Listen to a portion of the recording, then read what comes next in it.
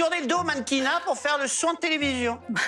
Alors là, elle a été Miss Météo au petit journal de Canal+. Et Charlotte faisait la pluie et le beau temps et elle faisait rire tout le monde parce qu'elle est très drôle, Charlotte. Elle rigolait tellement qu'elle est tombée dans la potion mannequin durant cette belles années. Mais Charlotte...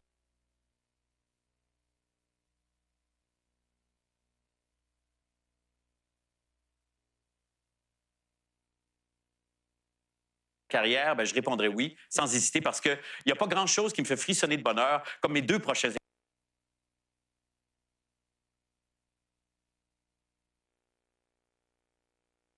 invités, Charlotte Lebon et Bruno Blanchet.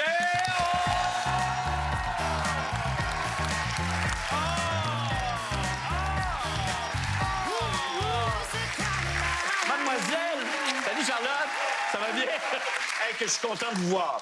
Très heureux de vous voir. Merci d'avoir accepté l'invitation. Mais je vous en prie. Bon, Bruno, on se connaît depuis 2000 ans. Alors, si tu permets, je vais donc d'abord m'adresser à Mademoiselle Charlotte ici. J'aborde toujours les invités, surtout ceux que je rencontre pour la première fois, comme toi, par une légère biographie qui va comme suit, que je vais... Légère. Oui, désolé. Alors, c'est ça, tu peux prêter au jeu. Charlotte, en 2015, tu prêtais ta voix au personnage de Joie.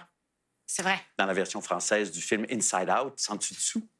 Alors, en hommage à ce pimpant personnage, et parce que c'est vraiment ce qu'on te souhaite, voici ta biographie, tout en joie. Alors, ça va. Charlotte, c'est vraiment une fille super. D'abord, elle est super mignonne, c'est vrai. Elle a fait carrière comme mannequin durant cette belles années. Mais Charlotte est aussi super cool et super courageuse. Alors, elle a tourné le dos au mannequinat pour faire le son de télévision. Alors là, elle a été Miss Météo au petit journal de Canal+. Et Charlotte faisait la pluie et le beau temps et elle faisait rire tout le monde parce qu'elle est très drôle, Charlotte. Elle rigolait tellement qu'elle est tombée dans la potion magique. Depuis, elle peut tout faire, elle travaille avec plein de gens fantastiques. On dit même qu'elle a fraudé César en personne, dis donc. Elle embellit le monde avec ses expositions, mais aussi avec des films qu'elle fait elle-même. Chère Charlotte, c'est comme ça qu'on l'aime. On regarde quelque chose. Bah, vous savez qu'on est toujours à la recherche de gens comme vous. Hein? Ben, j'ai mon bon ami qui est pas si pire. Lui, c'est plus un tueur classique. Ah oui? Vous venez d'où? Drummondville. Drummondville. En fait, lui, il vient de Sorel, puis moi, de Drummondville. Charlotte Lebon vient aujourd'hui, qu'on accueille. Merci. C'était... Dis-moi si je me trompe, mais c'était ton retour officiel comme comédienne depuis un certain temps à Montréal, ça, c'est comme ça que je t'aime. Ben, c'était mon premier projet québécois. Oh oui, ton premier, Tout à fait, ton mon baptême. premier pas dans... Comment c'était de jouer du François Letourneau? J'avais évidemment vu la première saison, j'étais amoureuse de tout, de l'écriture des personnages, whatever. Et là, quand on m'a offert le rôle, j'étais obligée de dire oui. Mais c'est drôle parce que cette scène-là, je me rappelle, c'était une des... Je sais pas si c'était une des premières scènes, mais j'étais hyper nerveuse. Ah vraiment oui? super nerveuse. Puis j'avais une cigarette. Puis j'étais comme ça, puis à chaque fois que je la portais de ma bouche, ça faisait ça comme ça. Donc, j'ai vraiment fait, je peux pas, je vais juste rester comme ça, hyper stoïque. Puis on va dire que c'est un choix de mon personnage, mais c'est juste parce que j'étais hyper nerveuse. Mais tu sais que c'est une tragédie parce que je déteste me voir, donc j'ai pas vu la saison 2. J'allais te demander, parce que ça, c'est une chose aussi un peu tabou. Les gens qui disent « je suis pas capable de me regarder ». C'est insupportable pour moi. Pas capable de se regarder. Non. Puis toi, tu te regardes-tu beaucoup? Non plus, hein? Non. C'est terrible. Non, c'est effrayant. C'est horrible. C'est comme entendre sa voix sur le répondeur. C'est pire. C'est horrible. Moi, je trouve ça Puis pire. en plus, on voit notre face. Mais là, ton film, alors parlons du film Falcon Lake, qui est ta première réalisation. Tout à fait. Comment ça s'est Mon premier long, ouais. Premier long. Comment ça s'est présenté à toi? Est-ce que c'est toi qui es allé faire les démarches? Est-ce qu'on t'a approché pour ça? Comment ça s'est... J'ai fait un court-métrage qui s'appelle Judith Hôtel. Et j'étais en train de monter mon court-métrage que Jalil Lesper, qui est un homme avec qui j'ai travaillé en tant qu'actrice, qui est réalisateur, est venu me voir dans ma salle de montage. Et puis je pense que manifestement, il a aimé ce qu'il a vu. Et il m'a dit, moi, je commence la production. J'ai cette BD, j'aimerais que tu la lises. Je pense que ça pourrait faire un premier intéressant. Donc, j'ai lu la BD, puis pour moi, c'était une évidence là, que je voulais absolument le faire. Écoute, j'allais dire, c'est justement pas une évidence d'adapter une BD. Je sais qu'on va en parler tout à l'heure. Il y a un exercice là-dedans qui est périlleux quand même. Ouais. Puis ça arrive avec une imagerie visuelle qui est déjà installée, puis dont les lecteurs sont déjà peut-être un peu attachés. Puis alors, il y a tout ça. Comment tu t'es débarrassé de ça? J'avais pas vraiment le choix, en fait, parce qu'au début, déjà, la BD se passait en France, en Bretagne, sur le bord de la mer. Puis je pense que ce qui est important, c'est de vraiment être capable de me réapproprier l'histoire. Donc, pour moi, c'était une évidence que je devais transposer le récit ici au Québec. Ouais. Donc, déjà, il y avait ça. Et puis après, mais même, ça m'a pris du temps, hein, parce que les 2 premières années, je faisais un truc qui était beaucoup plus fidèle à la BD et j'arrivais pas à avoir de l'argent. Donc, probablement parce que c'était un scénario de marde. Donc, les gens me disaient non. Non? OK. Et après ça, j'ai retravaillé. C'est vraiment quand j'ai vraiment commencé à me détacher pleinement de la BD. Oui. Et parce que c'est vraiment une adaptation libre, là, aujourd'hui. Oui. C'est vraiment précisé et tout ça.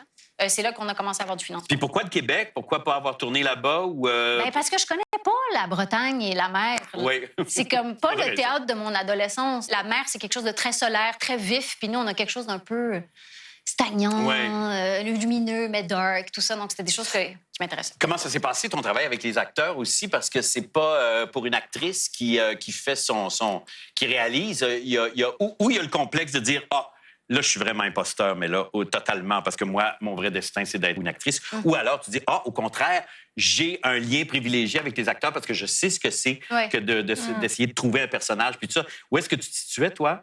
Moi, je pense que ce qui était vraiment important, c'est de créer juste un lien de confiance entre moi et les acteurs, parce qu'en plus, c'est un sujet, c'est l'éveil sexuel d'un jeune garçon avec une fille un peu plus âgée. On voit pas beaucoup les adultes dans le film, c'est surtout les jeunes. Exact, puis c'est un jeune garçon de 15 ans et une jeune fille de 19 ans. Donc, déjà, le garçon de 15 ans, il était comme... Oui. Il paraît qu'il est formidable. Il est formidable et Sarah Monpetit est formidable aussi. Oui. C'est vraiment important. Moi, ce qui m'a fait souffrir en tant qu'actrice avec certains réalisateurs, c'est de ne pas me sentir en confiance ou de ne pas sentir qu'il y a un réel échange, une réelle écoute. Donc, moi, je voulais vraiment qu'ils puissent sentir ça avec moi, qu'il n'y avait pas de tabou aussi, qu'on pouvait rire de tout, que les scènes où il y a de la masturbation, ça peut être drôle aussi. Parce que le sexe, c'est pas juste genre mystérieux et sensuel, c'est aussi genre drôle. Oui, souvent. Parfois. Ouais. C'est drôle. C'est quand même intéressant parce qu'effectivement, en tant qu'actrice, souvent, les réalisateurs n'ont jamais vu d'autres réalisateurs travailler. C'est-à-dire qu'ils travaillent, eux, puis ils le font à leur façon, alors que toi, comme comédienne, tu as pu voir plein de réalisateurs. Donc, c'est quand même à chaque fois des approches différentes que tu peux dire, OK, ça, j'aime ça j'aime moins. Ouais. C'est intéressant, en fait. C'est très intéressant. Je pense que j'ai fait mon école de réalisateur-réalisatrice. Je l'ai fait au contact des autres réalisateurs pendant 10 ans, donc je prenais des notes. Puis... Donc, il n'y a pas d'imposture, en fait. Au contraire, je me dis que t'es peut-être équipé d'autant plus. N'est pas donné à tous ce talent-là de diriger des comédiens aussi. C'est vrai. De donner l'intention aux... J'ai de la misère à me diriger moi-même. C'est vrai. Mais c'est une autre chose, hein. Puis en plus... Dans ton cas, il y a l'apport de ton talent et ta propension naturelle vers l'art visuel. Tu fais des dessins, Est-ce que tu fais de la peinture aussi? Je fais de la peinture, de la lithographie. Oui. Du dessin. OK. Puis t'exposes? Tu te promènes avec ça? Tu fais des... Oui, j'expose. J'ai fait 2 expos solo à Paris. Oh, regarde. Oui, c'est pas dégueu. Ben non, c'est vraiment super. Ben oui, regarde. J'ai fait un deck en or plastique à Lionel Gros, Sainte-Thérèse. All right. Ah oui. Le hood. Yes, le hood. Mais moi, je pensais pas que j'allais être actrice. Donc, moi, je pensais que j'allais dessiner et peindre toute ma vie. Et puis, le métier d'acteur m'est un peu tombé dessus. Ouais. J'ai comme surfé ça. Puis là, j'ai envie de réaliser des choses. Ah, ben oui, je comprends. Tu vas continuer à jouer quand même? Oui, bien sûr. Oui, c'est ça, OK. Ouais. Merci beaucoup de passer l'heure avec nous, Sépi. Et puis, bonne chance pour le film. Oui, Falcon Lake. On s'en va faire une petite pause. Et on revient avec Charlotte et Bruno Blanchet. Restez là.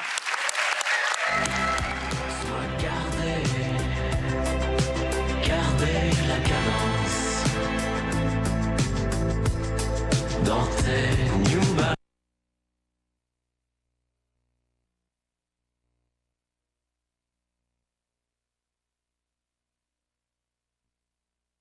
Oui. C'est parce que là, on en montre qui sont drôles, mais il y en a qui sont passablement juste weird. Oui. OK?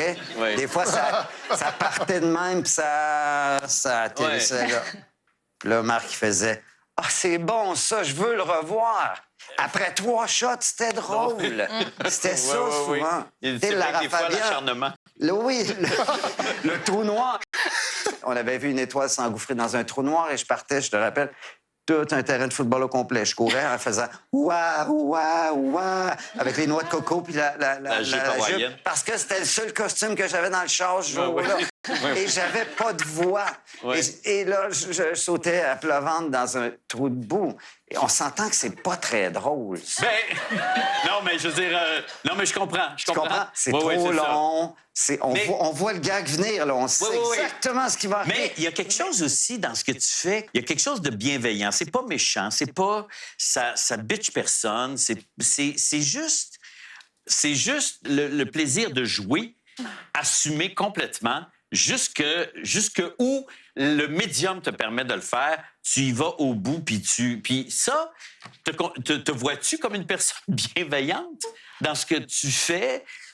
Est-ce que tu pourrais bitcher quelqu'un? Est-ce que tu pourrais faire de la caricature? Marie Lozic, c'est un petit peu ça quand même. C'est pas beaucoup dans ton travail, mais Marc, t'as raison. Ça, j'allais dire tantôt, je pense que c'est ça qui fait que ça plaît tant aux gens. C'est ce côté-là où c'est pas hargneux, c'est pas... Il y a pas de message, c'est pas... On dénonce pas quelque chose, c'est juste... On fait juste ce qu'on a envie. C'est niaiseux. Puis c'est en même temps réfléchi, parce que t'as raison, l'humour absurde, c'est pas vrai que mettre une saucisse dans un portefeuille, c'est drôle. Non. Il y a de l'affection. Oui. J'avais jamais pensé. C'est le fun. C'est vrai que c'est le fun Attends un comédique. petit peu, je vais prendre une note. Est-ce qu'il y a une date de péremption sur ce que tu fais? Est-ce que tu trouves, toi, en regardant certaines choses, tu fais « Oh, celle-là, ça passe plus. Ben, c'est fini. celles qui sont liées à l'actualité, peut-être. Ouais. Mais c'est encore drôle, par exemple, tu te souviens quand les grenouilles explosaient parce qu'ils faisaient l'amour avec des mines? Et puis, c'est arrivé. C'est vraiment arrivé. Oui, c'est vraiment arrivé. Et puis, en fait, on a découvert... C'est sexuel, hein, ça mène partout. C'est clair, c'est partout. Fait que là, j'ai peint une bassine d'enfant, écrit le mot mine dessus, puis j'ai trouvé une espèce de costume de grenouille. Il fallait être patient avec moi des fois. Mais on a découvert que c'était pas quand elle faisait l'amour avec la mine qu'elle explosait, c'est après quand elle fumait la smoke. Fait que là, ça faisait... sûr? Pou, pou, pou, pou, pou. Là, ça durait 22 secondes. J'avais travaillé toute la journée là-dessus. On m'avait payé pour faire ça. Oui. C'est ça qui est absurde. C'est pas de ma faute. C'est sûr. C'est pas C'est moi. sûr, ben oui.